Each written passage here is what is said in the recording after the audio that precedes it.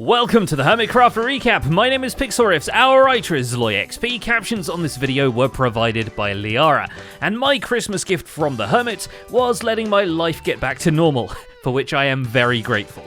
Don't worry though, the editing job on the recap hasn't gotten any easier because Rendog uploaded a 50-minute episode explaining how the entire universe works. But that might just be what story nerds wanted for Christmas. After all, the people who yell lore at every opportunity have been squeezed back through the nearest space-time rift.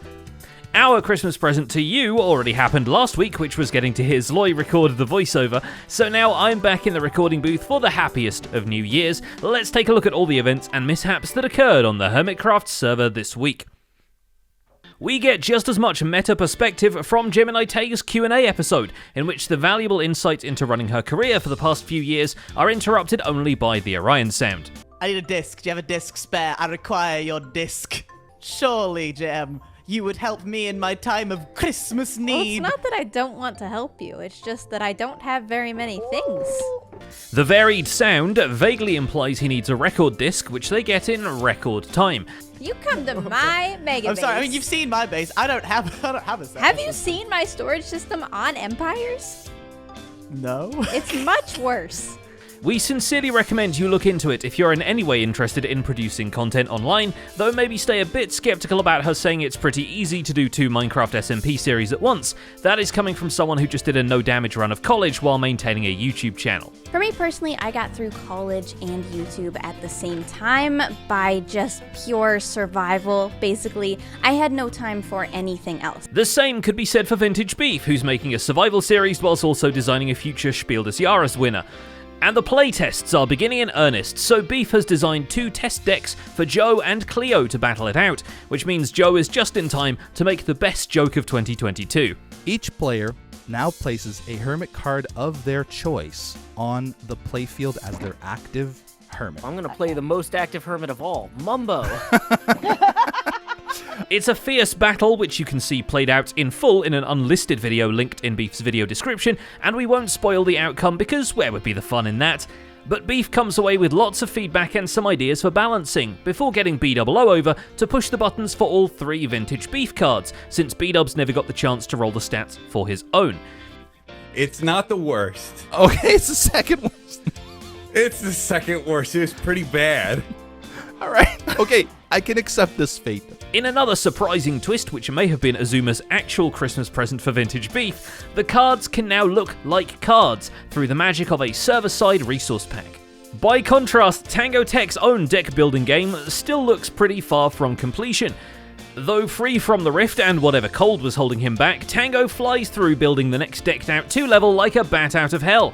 The Caves of Carnage update brings in a labyrinthine level of multiple custom biomes ranging from peaceful mushroom forests to lava-scorched caves to a spider den full of actual live spiders coming from actual live cave spider spawners that were there since before construction started. This was all planned from day one. When I saw these spawners, I was like, all right, we're gonna have a spider den and I have to wrap the caves through that, and it's about to happen now. So maybe working with poison has been not the best idea, or maybe working this much all at once in general is the cause, but fact is, Tango is seeing triple by the end of the video.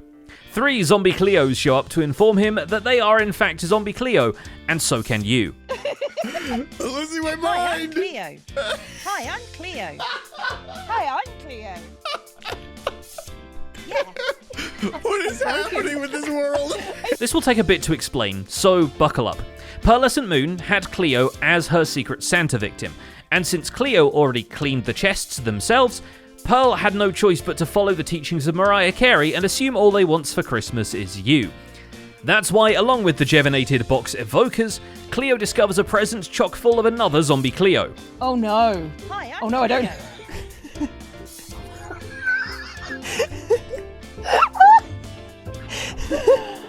Oh, this is the creepiest thing. I'm Mini Cleo. That is exactly what I am. I am your gift, Cleo. Merry Christmas. For a day, Pearl swears to join them in the Cleoness and walk a mile in their Louis Vuittons.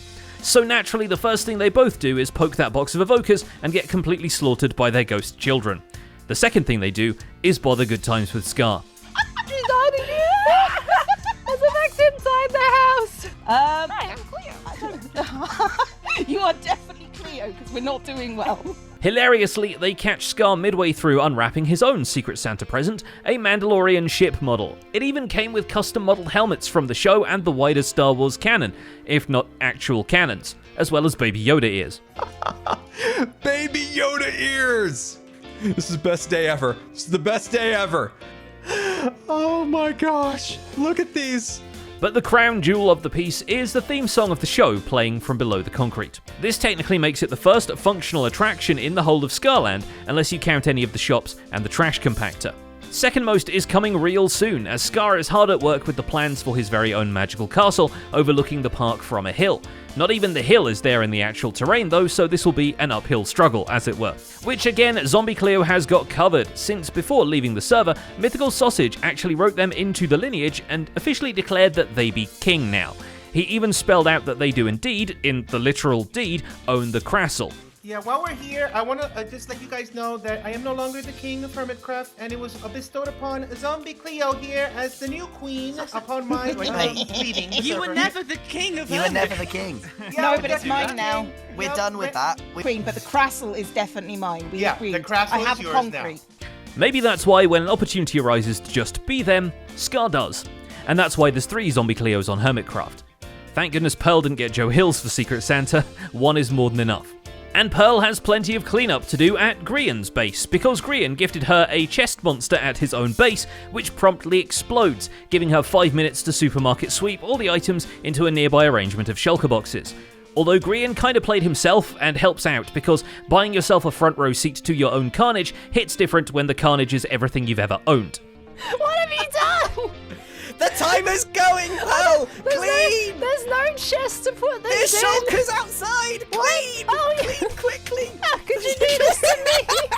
How could you do? You're not gonna make it! Meanwhile, at Pearl's own base, Mythical Sausage has been making himself at home, but the rift is shrinking and before long the Empires have to leave. Before he yeets himself through the portal, Sausage and Pearl reconnect with their past lives on Empires Season 1, and once he's gone, Pearl gives a helpful summary for those of you wondering what the heck all that sepia-toned goose riding was about. Just like that, our Empire's friends have gone back to their own server and all is kind of quiet again. Given, I suppose we might say there's a bit of an elephant in the room to talk about though, right? St. Pearl. But before anything can get too sentimental, she wraps herself up, and we get to see Cleo unbox a full-size action figure of themselves, and we can tie this part of the recap up with a neat bow. Oh, this is the creepiest thing. Hi, I'm Cleo. Oh no. If Joe Hills' videos also seem like flashbacks, it's because the man has had so much water and sand to remove from under his pinball machine base that he's only just getting time to edit the early stages of Empires on Hermitcraft.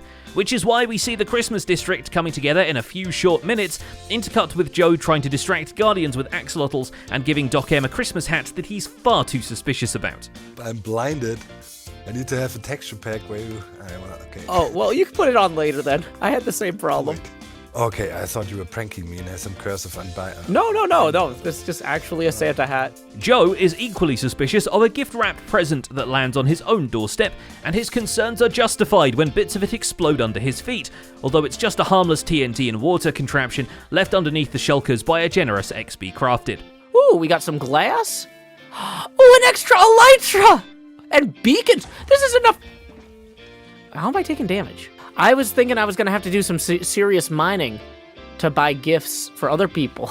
XB's generosity extends to most of the server this week as he and Vintage Beef go around gifting the Hermits gift cards to spend at their own shops. Most of these are delivered with a variety of terse holiday messages, but they even get to give one to B-Dubs in person.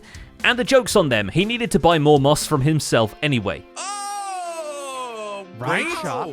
Right? Go have at it. Wow. You know, Imagine use it all up. all the moss you can buy.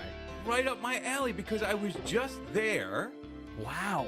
And I was spending all this money on this moss because I was thinking, oh, XB and Beef are coming over. Maybe I can give them some moss. XB himself returns to his base to find the Warden has opened the Christmas cracker already and is wearing a party hat. But he's left the other contents in a shulker box, and it's some holiday treats from Scarland. Bam! Jelly ears? Oh, maybe I was mistaken. XB is now a cat boy, I don't make the rules. And finally, from cat boy to dog man, there's Rendog, who, in lieu of a more structured episode, gives us some nourishing, meaty lore to sink our teeth into. Uniting everything under a shared gigaverse and the notion of doing something unique to Minecraft, Ren outlines his vision for how all forms of Minecraft gameplay, SMP, single-player, Bedrock and Java, Dungeons and Legends, are all part of the same unified experience, just happening in different galaxies. There's even a diagram classified as too nerdy by Doc M, and this is Doc M we're talking about, so you gotta get on this diagram, folks. And so the question remains, if Hermitcraft exists in basically its own solar system, and the Hermits travel from planet to planet each season, have we been recording the recap from a space station this whole time? Hey Zloy, are we aliens? And that's about it from this week's Recap Hour. Writer is Zloy XP, and my name is Pixel Riffs. Captions on this video were provided by Liara. Happy New Year! Hopefully your New Year's resolution, like ours, is to watch more Hermitcraft, if that's even possible at this point. Don't forget to leave a like while you're still here, and subscribe so you won't miss future recaps. Thanks for watching, and we'll see you next week.